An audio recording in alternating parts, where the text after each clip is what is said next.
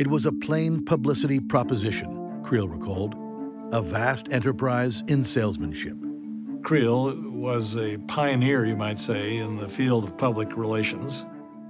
And then Wilson appoints him the head of something called the Committee on Public Information, which, not to put too fine a point on it, is essentially the U.S. government's agency for propaganda. Creel saw his problem as transforming the American people into one white-hot mass of enthusiasm for the war. And the CPI went from a bureaucracy of one person to an army of about 100,000 people in the space of a couple of months.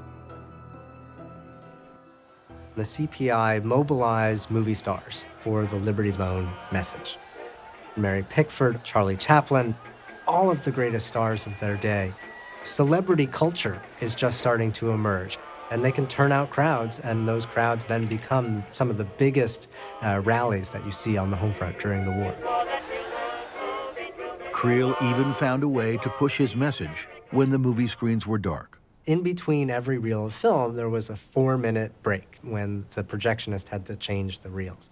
Someone at the CPI hit on the idea that this was a perfectly captive audience for the delivery of the war message. Prominent members of the local community would stand up and deliver short patriotic speeches. They became known as the 4-Minute Men. And what began in movie theaters quickly spread to any venue where an audience assembled. In New York, Creel's volunteer army addressed 500,000 people each week. 10 men gave talks in Yiddish, 7 in Italian. President Wilson himself gave a 4-minute speech.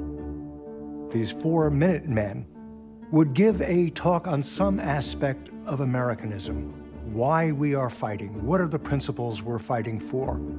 The appearance of spontaneity masked a carefully scripted government message.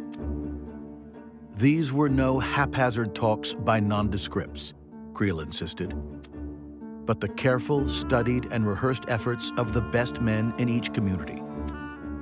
Each speech aimed as a rifle is aimed, and driving to its mark with the precision of a bullet.